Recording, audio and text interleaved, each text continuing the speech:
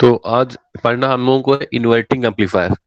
ठीक है, ये हमने बताया था कि जो हमारा क्लोज्ड लूप ओपन कॉन्फ़िगरेशन है उसमें further divided into two parts, that is inverting amplifier and non inverting amplifier.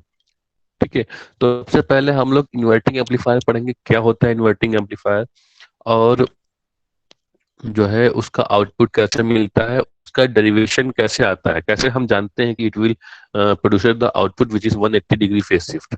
ठीक है, ये चीज हमको इसमें दिखनी है कि इसमें कैसे क्या प्रोसेसिंग होती है, कैसे इसका डेरिवेशन आया है, और कैसे हमको पता चलता है कि जो इसका आउटपुट आया है वो 180 डिग्री फेज शिफ्ट आ रहा है।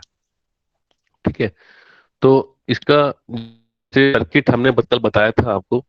ठीक है, ये एक इन्वर्टिंग एम्पलीफायर है।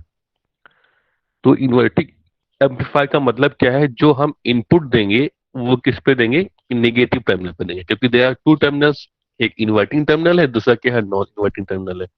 तो जो निगेटिव टर्मिनल है उसको इन्वर्टिंग बोलते हैं, जो पॉजिटिव होता है उसको नॉन इन्वर्टिंग बोलते हैं। ठीक है, तो अभी हमने देखो यहाँ पे जो सप्लाई दी है वो किस पे दी है, इन्वर्टिंग टर्मिनल पे दी है। तो ये हमारा हो गया इन्वर्टिंग एम्पलीफायर। अगर ये हम जो वी इन है इस इन्वर्टिंग पे ना देके इस पे देते और इसको ग्राउंडेड कर देते, तब ये कहलाता है नॉन इन्वर्टिंग एम्पलीफायर। लेकिन अभी हमें क्या पढ़ना है, अभी हमें इन्वर्टिंग एम्पलीफायर पढ़ना है।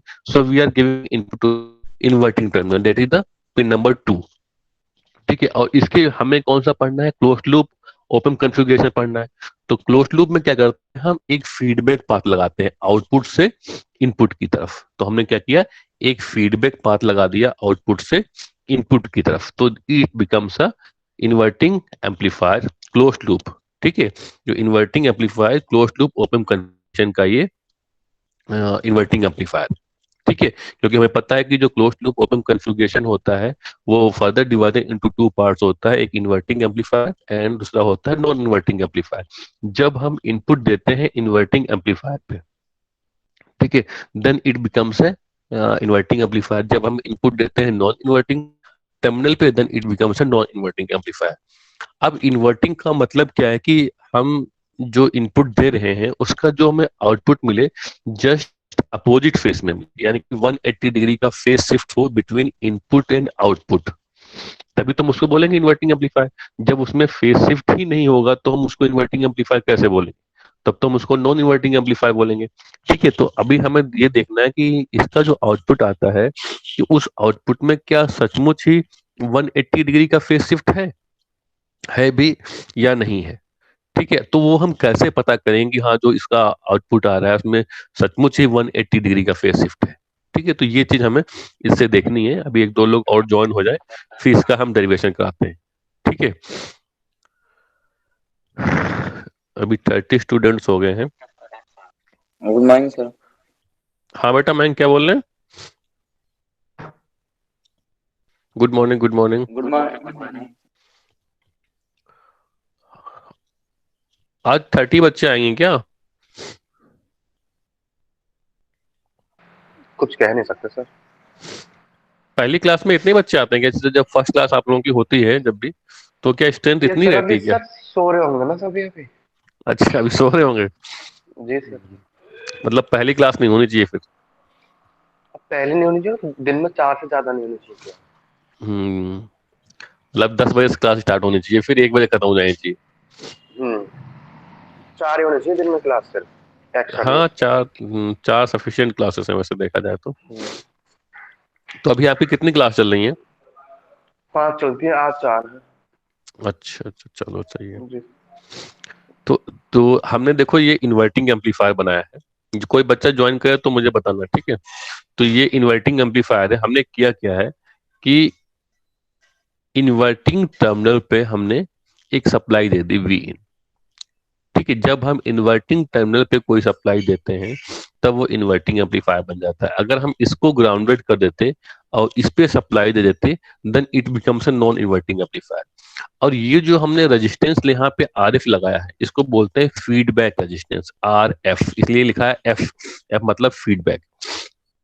तो हमें पता है जो क्लोज लूप ओपन कॉन्फ़िगरेशन होता है उसमें फीडबैक पाथ होता है।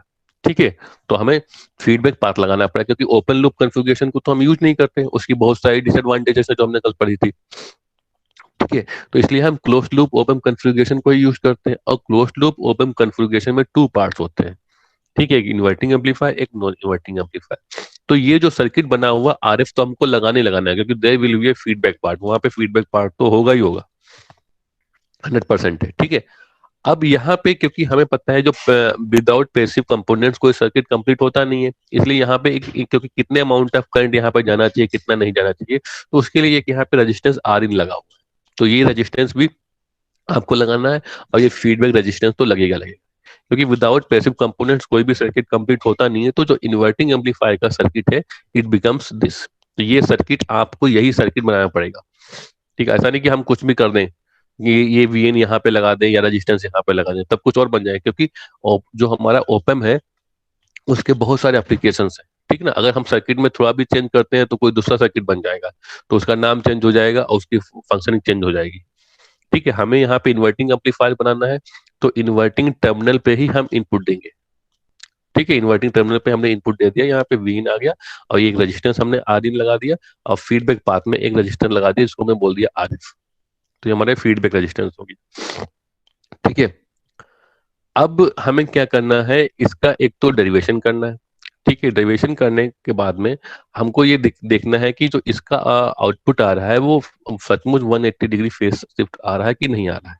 ठीक है, क्योंकि अगर हम इनपुट यहाँ पे देते हैं तो इसका जो आउटपुट मिलना चाहिए जस्ट अपोजिट मिलना चाहिए, तभी वो कहलाएगा कि 180 degree phase shift, otherwise 180 degree phase shift नहीं कहलाएगा। ठीक है, तो अब हम क्या करेंगे, तो ये हमारा एक ये जो सर्किट था नीचे वाला, ये हमारा बेसिक सर्किट है। इसमें क्या करेंगे, क्योंकि यहाँ पे सप्लाई है, वी इन है। ठीक है, तो इसे कोरस्पॉन्डिंग कुछ ना कुछ करंट भी होगा, तो उसको हम आई इन मान लेंगे। अब देखिए ये जो पाथ है यहाँ पे जो यहाँ से करंट आएगी आई इन, उसके पास दो रास्ते होंगे, एक तो करंट इधर जाएगा, एक करंट ऊपर जाएगा, क्योंकि उसके बाद कोई तीसरा रास्ता नहीं है। अगर हम इस पॉइंट पे देखें, इस नोड पे देखें, तो जो यहाँ से करंट आ रहा है, ठीक है, इसमें ऊपर सर्किट में देखेंगे, ये जो आई इन करंट आ रहा है, ठीक है, दिस आई इन करंट जो आ रहा है, तो यहाँ पे जब आएगा तो इसके एक्स पॉइंट पे आएगा, तो इसके पास दो रास्ते हैं। एक तो ये फीडबैक पाथ में जाएगा, उसको हमने आई एफ बोल दिया, और एक ये ओपन में यहाँ पे जा सकता है, टर्मिनल V2 पे। ठीक है, टर्मिनल 2 पे जा सकता है कि नहीं जा सकता है, क्योंकि बाकी तो कोई रास्ता है ही नहीं। तो हम क्या यस करेंगे, सर। यहाँ पे केसीएल लगाएंगे। केसीएल क्या होता है, कौन बताएगा? किरचॉफ करंट लॉ क्या होता है? किरचॉफ करंट लॉ क्या होता है, किसी को पता है, जो आपने इलेक्ट्रिकल में पढ़ा था? आई इक्वल्स टू हो जाएगा I1 minus I1 plus I2, या फिर I1। I F hmm plus I2। जो भी हमने माना, मतलब तो क्या हाँ, कहते हैं कि algebraic sum of the current meeting at a point is equals to zero, ये कहता है किरचॉफ करंट था। या कहता है incoming current equals to outgoing current. तो यहाँ पे जैसे ये करंट आ रहा है और ये करंट जा रहा है और ये भी करंट इधर जाएगा, तो जो आई इन होगा वो क्या होगा, हमारा I f plus I b हो जाएगा। क्या हो जाएगा? I f plus I b हो जाएगा। क्यों? क्योंकि इनकमिंग करंट इक्वल्स टू क्या होता है, आउटगोइंग करंट।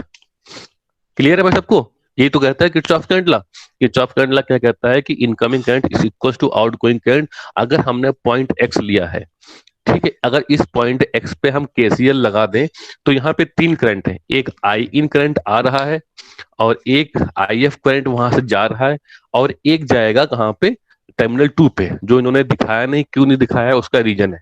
ठीक है, हम दिखाएंगे लेकिन बाद में उसको जीरो कर देंगे। ठीक है, तो अभी मैं उस पे क्या कहते हैं, जैम बोर्ड पे इसका दोबारा सर्किट बनाऊंगा, ताकि आपको समझने में इजी हो जाए।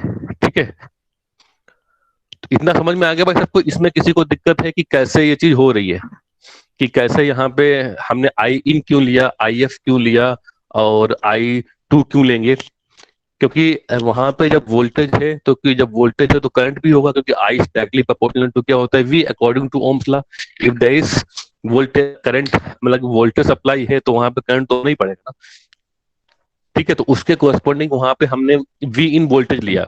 जब हमने वी इन वोल्टेज ले लिया, तो उसी कोरस्पॉन्डिंग हमने करंट आई इन ले लिया। हम आई1, आई2, आई3 कुछ भी ले सकते हैं, लेकिन हमने इनिशियल वी इन माना है, तो वहां पे जो करंट होगा वो भी हम आई इन मान लेंगे। ठीक है, ठीक है।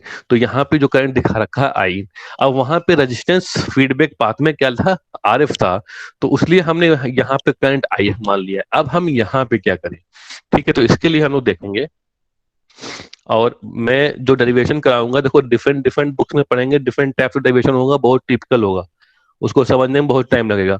मैं जो डेरिवेशन कराऊंगा आप उसको अच्छे से देख लें और उसी तरीके से करना है आपको, बहुत ही इजी होगा, और एक बार आपको समझ में आ जाएगा तो फिर टेंशन तो दिक्कत नहीं आएगी उसमें।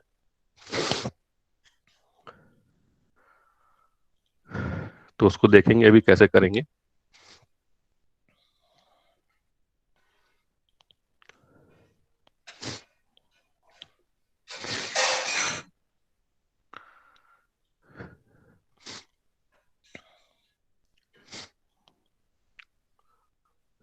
देखो ये हम मान लो कि ये हमने ओपेम बना लिया, कौन सा, इन्वर्टिंग एम्पलीफायर,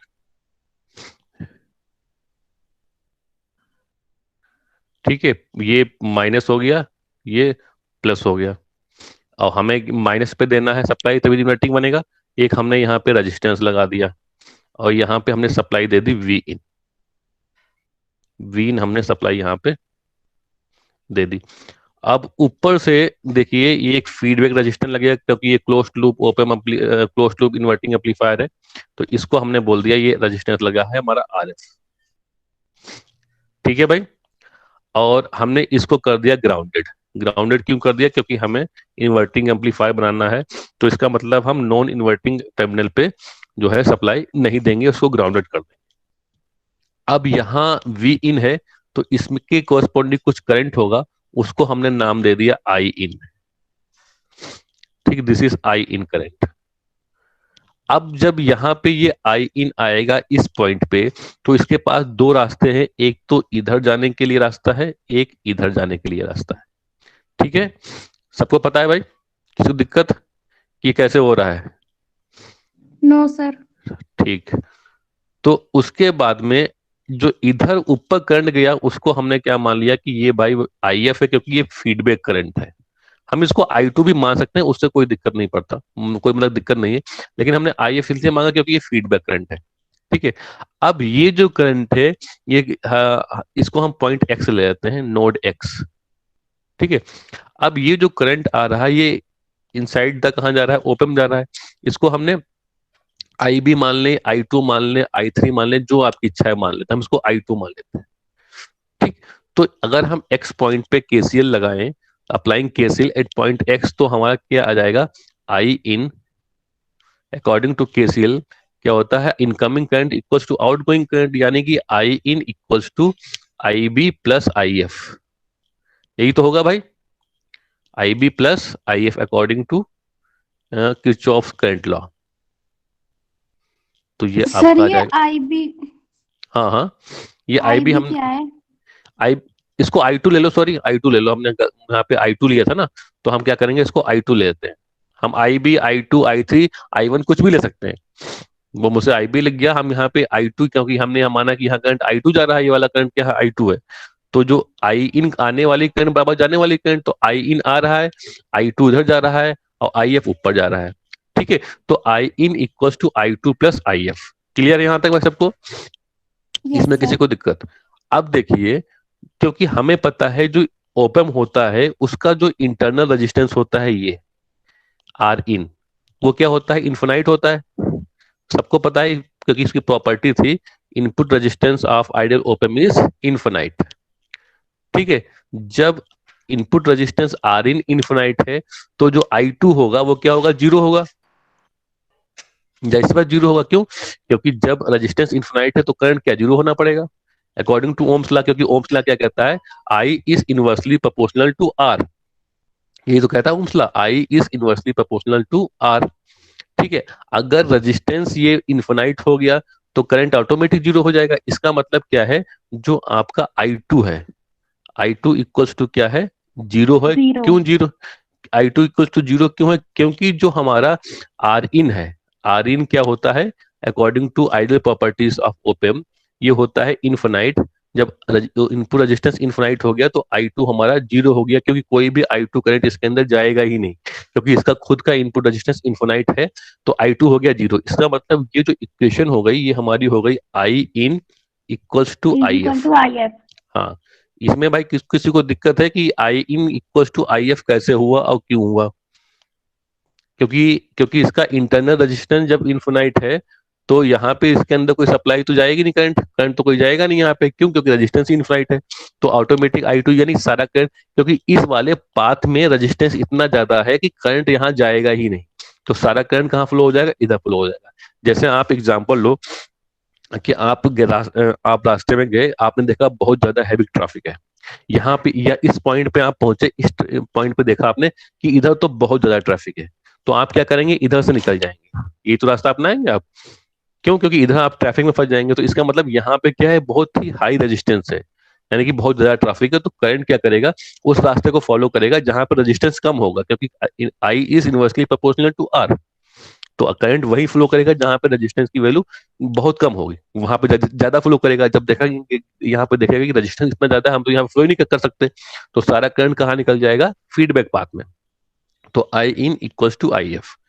अब आई इन की वैल्यू क्या होगी? आई इन की वैल्यू क्या होगी? Initial voltage minus final voltage upon, क्योंकि आई क्या होता है आपने पढ़ा होगा, नोडल एनालिसिस इलेक्ट्रिकल में। नोडल किसी पॉइंट पर जब नोड पे हम लगाते हैं किरचॉफ करंट लॉ, तो ये करंट आई इन कहाँ से शुरू हुआ? यहाँ से शुरू हुआ, कहाँ पे खत्म हुआ? इस पॉइंट पे खत्म हुआ है जहां मेरा कर्सर है, इस पॉइंट पे आई इन खत्म हो गया, और शुरू कहाँ से हुआ था? यहाँ से शुरू हुआ था। तो इसका मतलब इनिशियल वोल्टेज क्या है इसका? वी इन है। इनिशियल वोल्टेज इज वी इन, क्योंकि आई होता क्या है? वी अपॉन आर होता है। और फाइनल वोल्टेज क्या है? इस पॉइंट पे हमने एक्स माना था, तो इसको हम मान लेते हैं वी एक्स, कि कुछ वोल्टेज पॉइंट एक्स पे होगा, हमने उसको एक्स मान लिया। तो I equal to V upon R, initial voltage माने final voltage upon R. R क्या है? यहाँ पे हमने माना था आर इन, इस रेजिस्टेंस को हमने आर इन माना था, और इस फीडबैक रेजिस्टेंस को हमने आर एफ माना था। तो हम यहाँ पे क्या लिख देंगे? R in. भाई समझ में आ रहा है कैसे ये आया? Initial voltage minus final voltage upon R. ठीक है, तो इनिशियल वोल्टेज आई इन के लिए वी इन है, फाइनल वोल्टेज वी एक्स है, क्योंकि हमने यहाँ पे पॉइंट एक्स ले रखा था, आपने पॉइंट पी ले रखा है या जो भी ले रखा है उसको वो बीपी लिख देंगे। पॉइंट पी लिखा तो आप यहाँ पे वीपी लिख देंगे। अब रेजिस्टेंस की वैल्यू ये क्या है? आर इन मान लिया। इसी तरीके से हम आई एफ पे आते हैं। तो आई एफ कहाँ से शुरू हुआ है? इस पॉइंट से शुरू हुआ है, तो इसका इनिशियल वोल्टेज क्या होगा? V x. V x is the initial voltage. और कहाँ पे खत्म होगा? आई एफ यहाँ पे खत्म होगा। और ये क्या, ये कौन सा पॉइंट है? ये आउटपुट का पॉइंट है, यानी कि वी आउट है ये, वी जीरो या वी आउट हम लिख लेंगे, वी ओ यू टी। ठीक है, तो फाइनल वोल्टेज क्या है? V out. समझ में आया भाई? और इसका रेजिस्टेंस क्या है? इसका रेजिस्टेंस क्या है? Are F. तो ये यहाँ पे क्या आ गया? आर एफ आ गया। इतना समझ में आया सबको? ये इक्वेशन कैसे आई है? Yes sir. हाँ, ये initial voltage minus final voltage upon R, ये आप सबने पढ़ा है नोडल एनालिसिस। कहाँ पे पढ़ा है? इलेक्ट्रिकल में। पहले हमने क्या की, इस पॉइंट पे हमने केसीएल लगाया, incoming current equals to outgoing current. तो इनकमिंग करंट थी आई इन, आउटगोइंग करंट थी आपकी I B plus I F. तो हमने क्या लिखा? I in equals to I two plus I F. हमने आई टू लिया है तो आई टू लिख दिया। ठीक है, अब हमने I2 को जीरो इसलिए क्यों कर दिया? क्योंकि जो इसका इनपुट रेजिस्टेंस है वो इनफिनाइट है, बहुत ज्यादा इनपुट रेजिस्टेंस है। जब बहुत ज्यादा इनपुट रेजिस्टेंस होगा तो इसका मतलब क्या है कि वहां पे करंट तो फ्लो होगा नहीं। ठीक है, तो ये जो आइडियल प्रॉपर्टीज थी वो प्रॉपर्टीज हमें फॉलो करनी है। ठीक है, तो वहां पे करंट तो होगा नहीं, इसका मतलब I2 तो ऑटोमेटिक जीरो हो जाएगा। क्यों जीरो हो जाएगा? Because input resistance is infinite. तो ये यहाँ पे रीजन लिखेंगे why this I2 becomes zero. ये रीजन भी आपको लिखना पड़ेगा कि कैसे I2 जीरो हो रहा है, क्यों जीरो हो रहा है। ठीक है, अब देखिए, अब जो बात यहाँ पे आती है कि ये जो पॉइंट है, ये पॉइंट क्या है? ग्राउंडेड है, यानी कि ये क्या है? जीरो वोल्ट है। दिख रहा है? ये क्या है? जीरो वोल्ट है, क्योंकि ये क्या है? ग्राउंडेड है। तो हमने इसको 0 वोल्ट कर दिया। ठीक है, जब यहाँ पे 0 है तो इस पॉइंट पे भी 0 आएगा, क्योंकि कोई रेजिस्टेंस कुछ तो है नहीं, डायरेक्टली ग्राउंडेड है ये, तो 0 वोल्ट है, हो गया ये भी। तो जो पोटेंशियल यहाँ पे है वही पोटेंशियल कहाँ पे आएगा, एक्स पॉइंट पे आएगा। क्यों? From the concept of virtual ground का हमने पढ़ा था, the potential at one terminal must be assume equal to the potential at another terminal. अगर यहाँ पे 0 वोल्ट है तो इसका मतलब जो वी एक्स होगा वो भी 0 होगा। कर पढ़ाया था मैंने concept of virtual ground, the potential at one terminal must be assume equal to the potential at another terminal. तो इसका मतलब वी एक्स जो है, this V x equals to 0। कैसे 0 वोल्ट हुआ? Form the concept of virtual ground. आप लिखेंगे bracket में, लिखेंगे form the concept of virtual ground, तो ये हो गया हमारा 0 वोल्ट। यहाँ पे लिख देंगे form the concept of virtual ground. Clear है भाई? Yes sir. ठीक है, यहाँ पे लिखेंगे form the concept of virtual ground, मैं शॉर्ट फॉर्म में लिख रहा हूँ वीजी। ठीक है, form the concept of virtual ground. जब ये 0 वोल्ट हो गया तो इसका मतलब ये जो आपकी इक्वेशन जो हमको मिली थी, इसको हम मान लो सपोज को दिस इक्वेशन इस इक्वेशन नंबर 1 हमने सपोज कर लिया इक्वेशन नंबर 1। तो अब ये Vx 0 हो गया तो हम क्या करेंगे, इन सब जहां पे Vx है वहां पे 0 पुट कर देंगे। तो ये जो इक्वेशन यहाँ पे आएगी तो ये बन जाएगी आपकी V इन, मैं इस साइड में लिख रहा हूं, ठीक है, V इन अपॉन R इन हो जाएगा भाई, V इन अपॉन, चलो यहां पे लिखते हैं V in upon R in equals to, क्योंकि Vx तो 0 हो गया, इक्वल्स टू क्या आ जाएगा, equals to minus V out, minus का V out upon R F. हाँ, क्योंकि Vx यहां भी 0 हो जाएगा। ठीक है, तो ये हमारे पास एक्सप्रेशन आ गया, माइनस का V out upon R f equals to V in upon R in. तो ये हमारे पास इक्वेशन आया।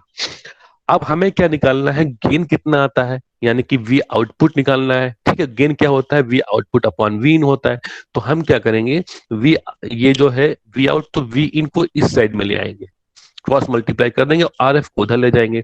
तो ये जो इक्वेशन होगी हमारी, ये हो जाएगी V output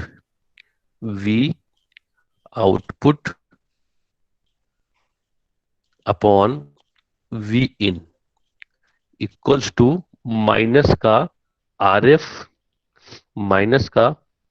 upon R one, यही तो होगा, minus R F upon R one. इसमें किसी को दिक्कत है कि ये minus R F upon R one कैसे आया? आपने आर इन लिखा है तो minus R F upon R in कर दीजिए। अगर आर वन लिखा, अगर आपने इस रेजिस्टेंस को आर वन लिया है तो आर वन कर देंगे, अगर आर इन लिया है तो आर इन कर देंगे। हमने यहाँ पे आर इन माना था, हर जगह हमने आर इन लिखा, तो यहाँ पे आर इन लिख देंगे। तो ये जो वी आउटपुट अपॉन वी इन होता है, यही क्या होता है, ए होता है, गेन होता है। क्योंकि गेन क्या होता है, A V output upon V in, उसको हम रिप्रेजेंट करते हैं ए से।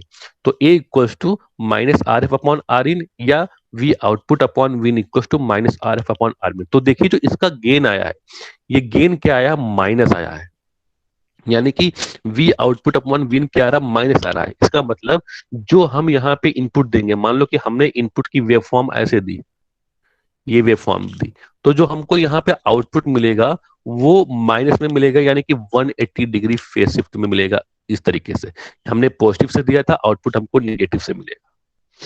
बात समझ में आ रही? तो इसका मतलब क्या है, इन्वर्टिंग एम्पलीफायर से amplifier which producers A 180 degree phase shift between the input and output. जैसे मान लो कि इनपुट हमने ये दिया, ठीक, तो आउटपुट हमको क्या मिलेगा, ये मिलेगा।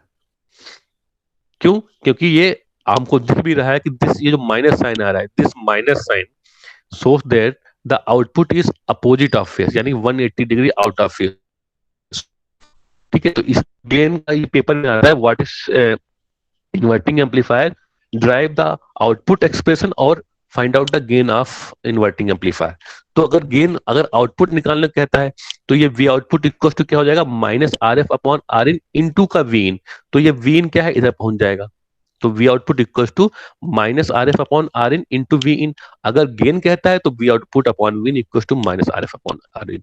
तो कैसे भी एक क्वेश्चन यहाँ से पेपर में पूछ लेगा, या तो कहेगा drive the expression for gain, या तो कहेगा drive the expression for output voltage in case of inverting amplifier. तो आउटपुट वोल्टेज निकालने को कहता है तो सीधे आप क्या करेंगे, यहां से इस वाले टर्म से इस आर एफ को बस हम इधर ले जाएंगे और माइनस साइन ले जाएंगे, तो क्या हो जाएगा, तो ये हो जाएगा V output equal to minus R F upon R into V. तो ये आउटपुट एक्सप्रेशन हो। अगर गेन कहता है तो गेन हमने यहां से निकाल दिया इस तरीके से। तो इतना समझ में आया या फिर से बताना है, किसी को समझ में आ गया, किसी को समझ में नहीं आया हो तो मैं फिर से बता दूंगा, ये बहुत इंपॉर्टेंट है, पेपर में आएगा आएगा 10 नंबर का। अगर समझ में आ गया तो फिर हम आगे बढ़ते हैं। भाई ऐसा कोई स्टूडेंट है जिसको समझ में नहीं आया है अभी, या सबको समझ में आ गया है तो वेल एंड गुड। ठीक, कैसे इसका डेरिवेशन हुआ, कौन कौन से हमने इसमें कंसेप्ट यूज किए, कौन कौन सी हमने इसमें प्रॉपर्टीज यूज की हैं।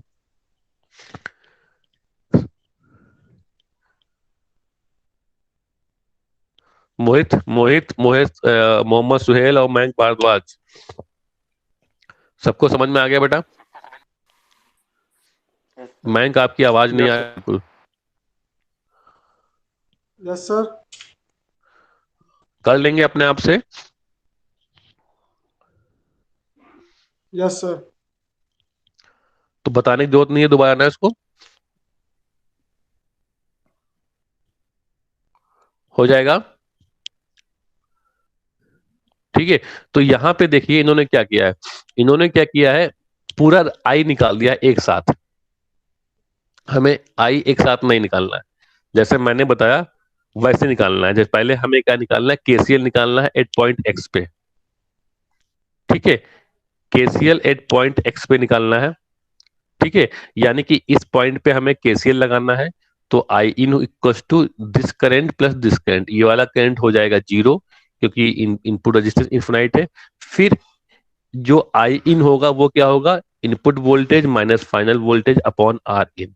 फिर जो आई एफ होगा, input voltage minus final voltage upon R F.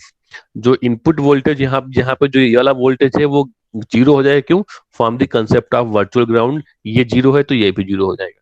फिर हम उसको जीरो पुट कर देंगे, फिर हम फाइंड आउट करेंगे तो वहीं से आपका वी आउटपुट भी निकल आएगा, और वहीं से हम निकालना चाहेंगे तो गेन क्या है, V output upon V in, तो minus R F upon R one इसका गेन आ जाएगा। ठीक है, तो इस तरीके से देखो ये जो निकला है V output upon V equal to minus R F upon R in. तो ये आपका आ गया एक गेन का जो है फाइनल आउटपुट। ठीक है, द क्लोज्ड लूप गेन जो आ गया वो हमारा ये आ गया। क्लियर है भाई सबको? इस तरीके से आप निकाल लेंगे। अब बात आती है नॉन इन्वर्टिंग एम्पलीफायर की। ठीक है, अब नॉन इन्वर्टिंग एम्पलीफायर क्या होता है, when we are giving inputs to the non inverting terminal of op amp. जब हम इनपुट नॉन इन्वर्टिंग टर्मिनल पे देते हैं, ठीक है, तब वो कहलाता है नॉन इन्वर्टिंग एम्पलीफायर। और उसमें क्या होता है, जो आउटपुट मिलता है वो 180 डिग्री फेज शिफ्ट नहीं मिलता है। क्यों? क्योंकि जिस फेज में हम आउटपुट देंगे वही फेज में हमें आउटपुट मिलेगा। ठीक है, अगर हम पॉजिटिव से शुरू कर रहे हैं तो आउटपुट भी हमें पॉजिटिव से मिलेगा। अगर हम इनपुट से शुरू कर रहे हैं तो इनपुट भी हमें आउटपुट भी हमें उसी फेज में मिलेगा। मतलब there will be no phase shift between the input and output. जब इनपुट आउटपुट में कोई फेज शिफ्ट नहीं होता है तब हम कह देते हैं it is a non inverting amplifier. या हमें अभी कहीं भी ऐसा आउटपुट चाहिए होता है जिसमें फेज शिफ्ट की जरूरत ना हो, output we will get the output in the same phase and in the form of amplified output, तो हम इनपुट देते हैं नॉन इन्वर्टिंग एम्पलीफायर। ठीक है, तो इसका मतलब नॉन इन्वर्टिंग एम्पलीफायर से amplifier which produces the output, ठीक, having the same phase, and we can say there is no phase shift between the input and output and gives the amplified output, and then we can say it is a non inverting amplifier. तो non inverting amplifier का diagram कैसे बनता है वो हमको देखना है। इस तरीके से बनेगा।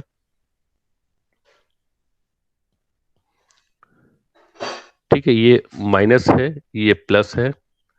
ठीक है, यहाँ पे हमने रेजिस्टेंस लगा दिया ये, और इसको कर दिया हमने ग्राउंडेड, क्योंकि इस पे हमें इनपुट नहीं देना है। और फीडबैक पाथ हमारा लगेगा जैसे उसमें लगा हुआ था, उसमें एक रेजिस्टेंस लगा हुआ है, और इस तरीके से हमने ये कर दिया। ठीक है, तो ये जो पॉइंट हो गया वी आउटपुट हो गया, ठीक है। और यहां पे हम क्या करेंगे, एक इनपुट दे देंगे जो हो जाएगा हमारा वी, ठीक, दिस इज वी। और ये पॉइंट हम ले लेंगे, इस पॉइंट को हमने वहां एक्स माना था तो हम यहाँ भी एक्स मान लेते हैं, आप ए बी सी डी जो इच्छा हो मान लें, ठीक है। और यहाँ पे जो इन वोल्टेज आएगा वो V2 वोल्टेज मान लेंगे, ठीक है। यहाँ का जो वोल्टेज होगा उसको हम Vx वोल्टेज मान लेंगे या V1 वोल्टेज भी मान सकते हैं, ठीक है। ये रेजिस्टेंस हम R1 या R इन ले सकते हैं, हमने R इन लिया था वहां पे तो हम यहाँ भी R इन ले लेंगे। लेकिन किसी बुक में R1 लगा होगा तो हम R1 भी ले सकते हैं, कोई दिक्कत हुआ, क्योंकि ये तो रिप्रेजेंटेशन है, ठीक है। तो रिप्रेजेंटेशन हम किसी भी तरीके से मान सकते हैं, R1 R2 R इन, कोई भी रिप्रेजेंटेशन हम मान सकते हैं, ठीक है।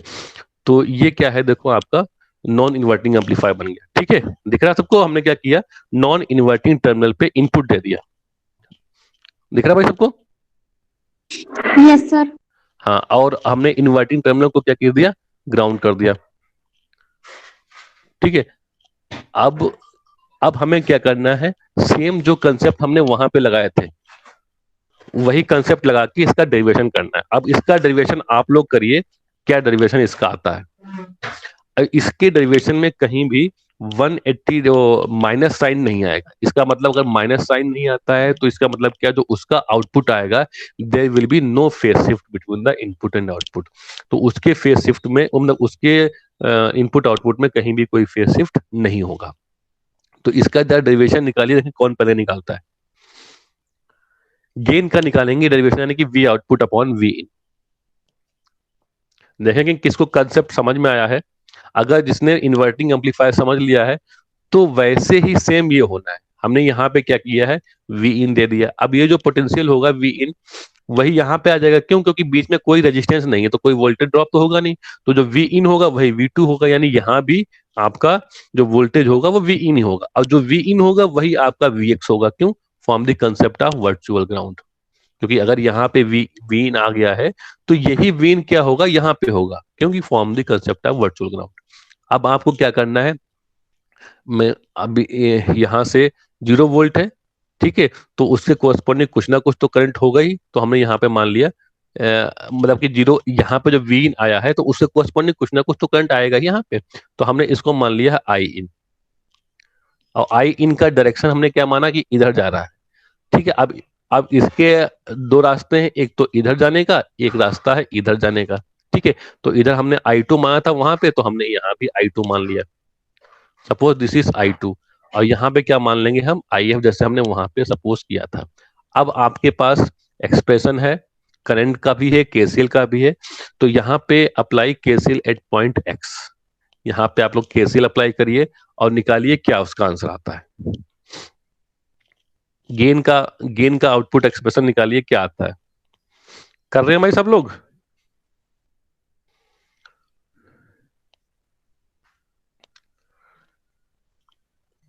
अंकित, काजल, कर रहे बेटा आप लोग?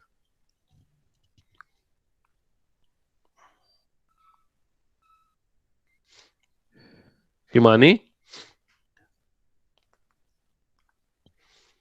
मोहित पाल, कुछ आप लोगों का रिस्पॉन्स ही नहीं आ रहा है। Yes sir. कर रहे हैं आप लोग क्वेश्चन? Yes sir. हाँ, तो इसका एक बार गेन निकाल के बताइए बेटा, गेन क्या यस आएगा। सर। देखिए इसका गेन क्या आता है।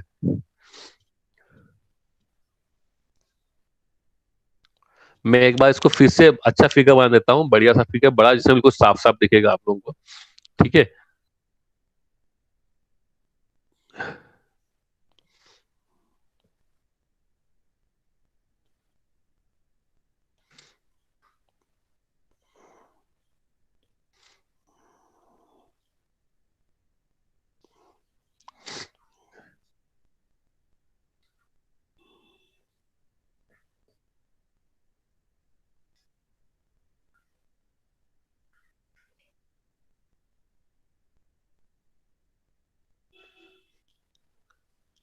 एक रेजिस्टेंस हमने इस साइड में लगा दिया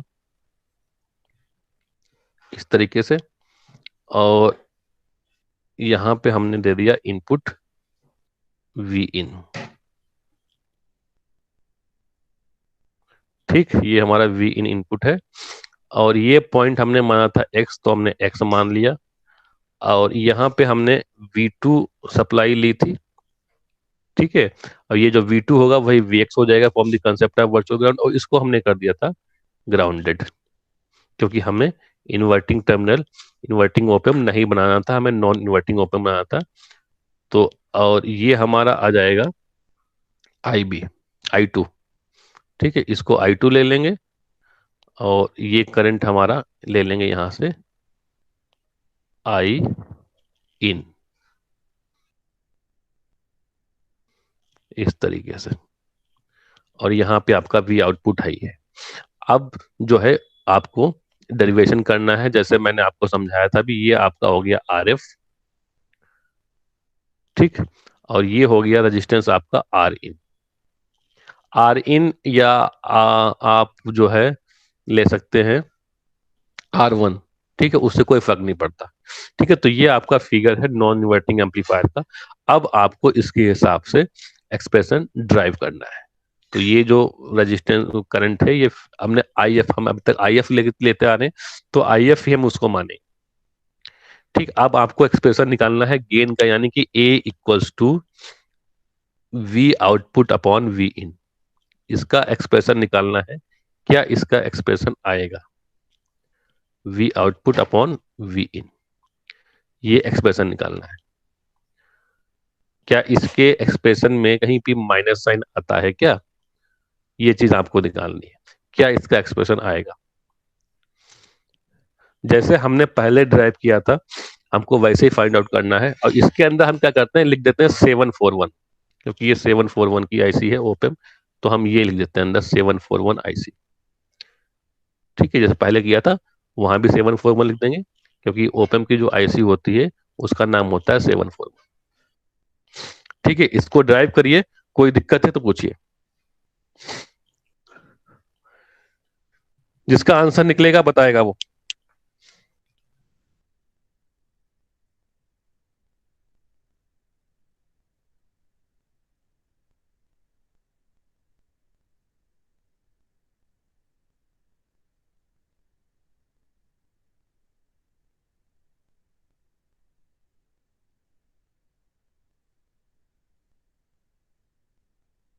अंकित बेटा अटेंडेंस ले लेना, जब जो है स्ट्रेंथ सबसे ज्यादा हो उस समय अटेंडेंस ले लेना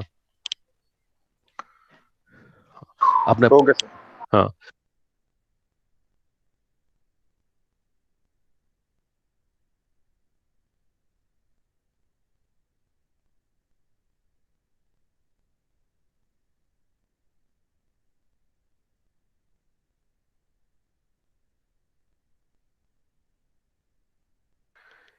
किसका निकला भाई कुछ आउटपुट, क्या आया?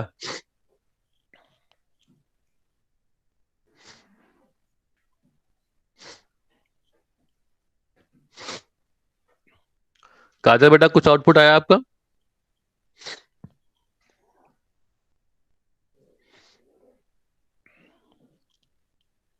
सर अभी निकाल रही हूँ।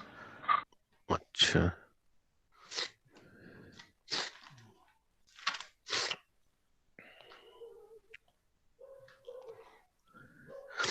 देखिए अगर हम X पॉइंट पे, VX पॉइंट पे जो हमारा था ये वाला point,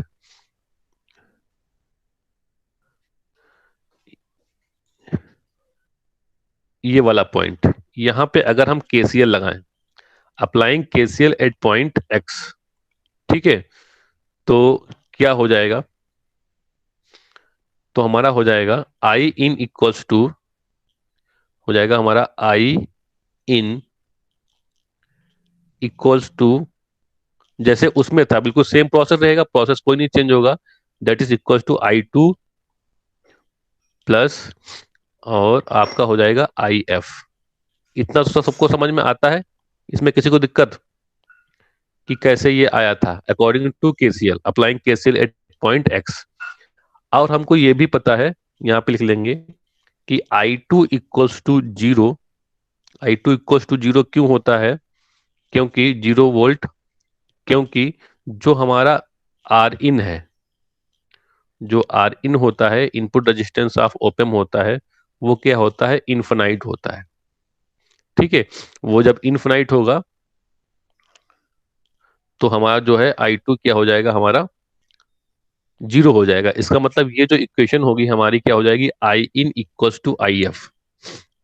this equation become I in equals to I F. यहां तक सबको समझ में आता है भाई? यहां तक किसी को कोई दिक्कत है?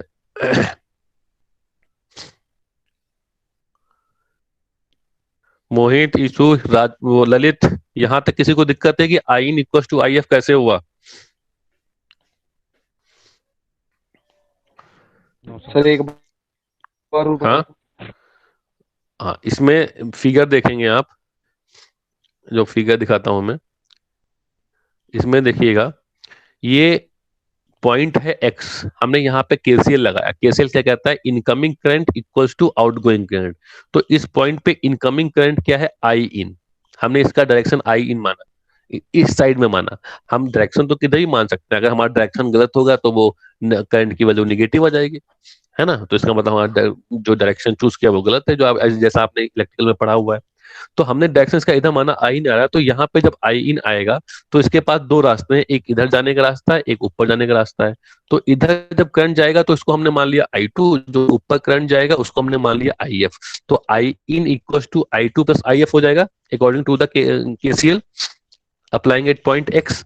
तो इसलिए हमने यहाँ पे लिखा है, जो मैं आपको दिखा देता हूं, वो लिखा है I in equal to I2 plus IF। लेकिन जो I2 करंट जीरो हो जाता है, क्यों जीरो हो जाता है? क्योंकि जो उसका इनपुट रेजिस्टेंस होता है, ये जो इनपुट रेजिस्टेंस आइडियल ओपन का होता, कल आप क्लास में थे जब मैंने प्रॉपर्टीज आप ओपन बताई थी, तो ये जो इनपुट रेजिस्टेंस होता है ये क्या होता है, इन्फिनाइट होता है फॉर आइडियल ओपन के लिए। और जब भी हम कोई डेरिवेशन करते हैं तो उसकी आइडियल प्रॉपर्टी सी लेते चलते हैं। जब ये रेजिस्टेंस हो गया हमारा आर इन इन्फिनाइट, ठीक है, इन्फिनाइट हो गया, तो ये करंट इसमें जाएगा ही नहीं। क्यों? क्योंकि जब रेजिस्टेंस इन्फिनाइट तो करंट ऑटोमेटिक जीरो हो जाएगा according to Ohm's law, I is inversely proportional to R. ठीक है, तो ये जीरो हो गया ऑटोमेटिक। तो यानी कि हमारी इक्वेशन क्या बची, आई इन इक्वल्स टू आई है बची सिर्फ। ठीक है, तो ये जो हमारी फाइनल इक्वेशन आई वो क्या आई, आई in equals to I F. तो इसको हम इक्वेशन नंबर चलो 1 मान लेते हैं, सपोज कर लेते हैं। ठीक है, ये I in equals to I F equals to equation number 1। यहां तक समझ में आया भाई सबको कैसे ये हो रहा है? सर सागर, अब देखिए, अब आगे हमारी, हाँ, अब हमारी आई इन की वैल्यू होगी क्या, कि हमको फाइंड आउट करनी है। ठीक है, तो आई इन की वैल्यू क्या होगी? तो आप इस फिगर में देखिए, जो आई इन है कहाँ से शुरू हुआ है, क्योंकि ये इधर को आ रहा है, तो जाहिर सी बात यहाँ शुरू हुआ होगा, यहाँ शुरू हुआ होगा, और ये इसका फाइनल पॉइंट है। तो initial voltage minus final voltage upon R. ठीक है, तो आई इन की वैल्यू क्या आ जाएगी, initial voltage minus final voltage upon R. तो वो हम लिखेंगे, तो इनिशियल वोल्टेज क्या है, जीरो है। ठीक है, तो यानी कि ये हो जाएगा जीरो माइनस वी एक्स, क्योंकि हमने पॉइंट एक्स लिया था, तो वहां पे जो सब वोल्टेज होगा वो हमने वी एक्स मान लिया, और अपॉन आर हो, क्योंकि I equal to V upon R होता है, तो initial voltage minus final voltage upon R. तो आर यहाँ पे क्या है, यहाँ पे आर आपका आर इन है, इक्वल्स टू, अब आई एफ की वैल्यू निकालनी है। तो आई एफ की जब हम वैल्यू निकालेंगे तो देखिए कैसे निकलेगी। तो यहाँ पे देखा था हमने, इनिशियल वोल्टेज जीरो था और फाइनल वोल्टेज वी एक्स था, अपॉन आर क्या था, आर इन था। ठीक है, अब हम देखेंगे इसके केस के लिए, आई एफ के लिए। तो आई एफ हमारा कहाँ शुरू हो रहा है, इस पॉइंट से शुरू हो रहा है आई एफ, और यहां तक जा रहा है, कहां तक, ये यहां तक जा रहा है। ठीक है, तो इसका जो इनिशियल वोल्टेज है वो वी एक्स है, फाइनल वोल्टेज क्या है, वी आउट है, और रेजिस्टेंस क्या है, आर एफ। तो initial voltage minus final voltage upon R F, this is the value of I F, क्योंकि आई एफ यहां से शुरू हुआ है और यहां पे खत्म हो जाएगा। तो initial voltage minus final voltage upon R F, तो इसकी वैल्यू हम लिख देंगे यहाँ पे V X minus V out upon R F. तो इसकी जो वैल्यू आएगी क्या आएगी, वी एक्स, समझ में आ रहा है भाई सबको, V X minus V out, yes V out upon, yes sir upon का आर एफ। ठीक है, तो अब यहां से आपके पास ये इक्वेशन आ गई।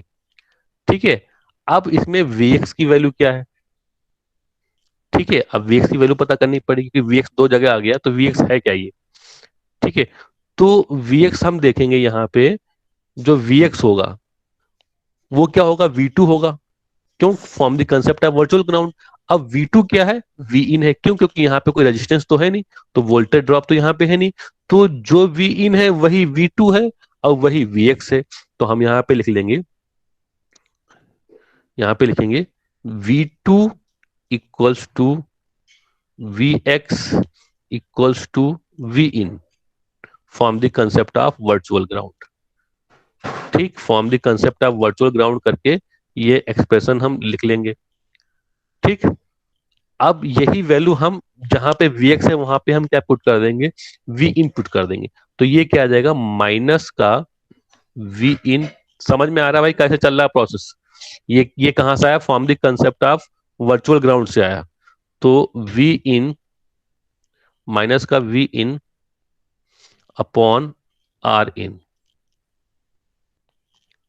ठीक, ये हो गया आपका, इक्वल्स टू क्या जाएगा, V इन माइनस का V आउट अपॉन का RF। अब हमें क्या करना है, V इन के टर्म सारे एक तरफ ले जाने हैं, क्योंकि हमें V आउटपुट अपॉन V इन निकालना है। ठीक है ना, तो हमें V इन के टर्म्स एक तरफ ले जाने हैं, तो इसके लिए हम इसको ब्रेक कर देंगे।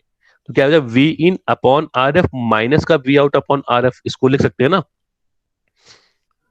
तो ये क्या हो सकता है, this is also equal to, चलो हम नए एक ब्लैक बोर्ड ले लेते हैं, वहां से समझ में आएगा आपको।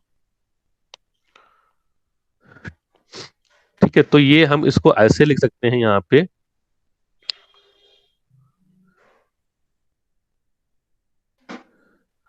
पे लिख सकते हैं, ये माइनस का वी इन था ही, और अपॉन का आर इन था।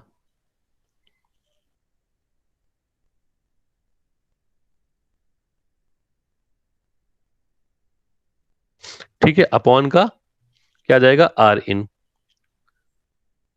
ठीक है, और इक्वल्स टू क्या क्या हो जाएगा, हम क्या करेंगे, उसको ब्रेक कर देंगे। जो हमारे पास ये टर्म था, कौन सा, ये V in upon R F minus का V out upon R F, तो इसको दो पार्ट में हम ब्रेक कर सकते हैं, क्योंकि माइनस लगा हुआ तो V in upon R F minus V out upon R F लिख सकते हैं। क्यों, क्योंकि हमें वी आउट एक तरफ चाहिए और वी इन एक तरफ चाहिए, तो इसलिए हम ऐसा प्रोसेस कर रहे हैं। तो हम यहाँ पे लिख देंगे V in upon R F और माइनस का V out upon R F. कर सकते हैं भाई ऐसा, किसी को दिक्कत है इसमें? No sir.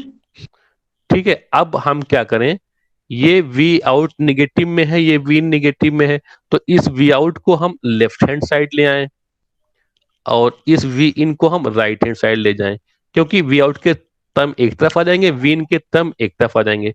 तो ये क्या हो जाएगा, वी आउट पॉजिटिव हो जाएगा लेफ्ट हैंड साइड में जब आएगा, तो V out upon R F positive हो गया। ठीक है, और राइट हैंड साइड में जाएगा तो ये क्या हो जाएगा, V in upon R F तो पहले था इस साइड में, तो V in upon R F हमने लिख लिया, और इधर का जो टर्म ये था निगेटिव में था, वो भी यहाँ के पॉजिटिव में हो जाएगा। तो क्या जाएगा, V in upon R in. ठीक हो जाएगा भाई, सही है। Yes sir.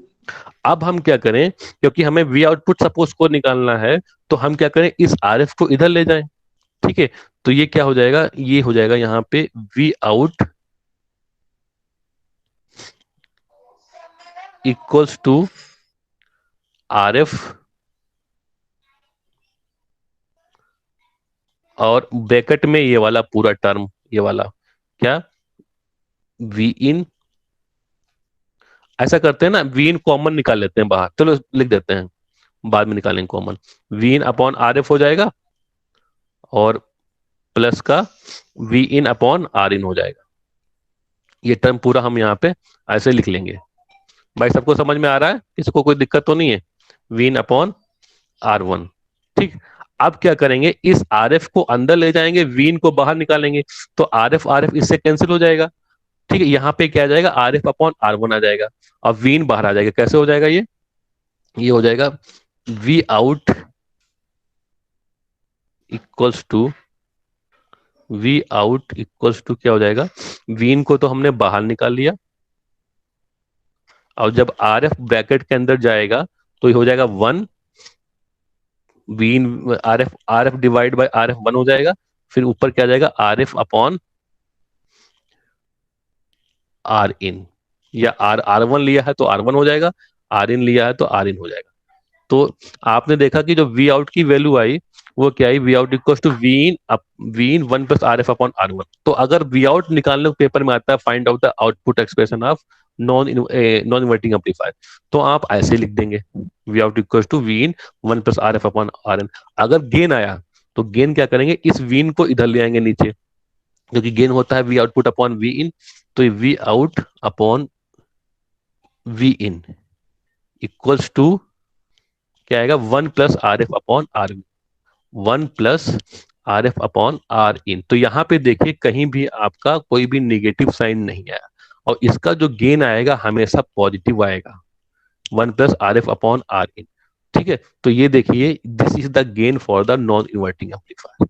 तो इसका मतलब इसका जो गेन आएगा वो पॉजिटिव आएगा, और कहीं भी फेज शिफ्ट नहीं होगा बिटवीन इनपुट एंड आउटपुट। तो इस तरीके से आप इसका डेरिवेशन कर लेंगे। ठीक है भाई, सबको समझ में आ गया है कि कैसे हमने गेन निकाला। गेन क्या होता है, V output upon V in 1 plus RF upon R in. तो आज आप लोग क्या करेंगे, इन दोनों के डेरिवेशन, इन्वर्टिंग नॉन इन्वर्टिंग के डेरिवेशन आप लोग अपने आप से करेंगे। ठीक है सर। Okay sir. हाँ हाँ बताएं। सर वो कल वाले नोट्स और आज वाले नोट्स सेंड कर देना। हाँ वो तो मैं कर दूंगा, लेकिन आज आप लोग इन दोनों के डेरिवेशन करके मुझे व्हाट्सअप करेंगे कॉपी में करके। इन दोनों के डेरिवेशन जैसे मैंने कराए हैं वो करके मुझे व्हाट्सअप करेंगे, आपने किया है कि नहीं किया है। ठीक है, जिसको नहीं समझ में आया है वो भी करेगा, थोड़ा बहुत तो करेगा ही। ठीक है, तो कल हम फिर देख लेंगे भाई किसको कितना आया कितना नहीं आया। ठीक है, तो 30 की अटेंडेंस है, आप लोग मुझे व्हाट्सअप कर देना, मैं अटेंडेंस मार्क कर दूंगा अभी, और कोई दिक्कत होगी तो हम लोग कल हम लोग इसको शेयर कर लें। ठीक है, ओके सर, थैंक चलो यू। ठीक, ओके बेटा, thank you sir. Welcome, thank you sir. Thank you sir. Thank you, sir. Welcome.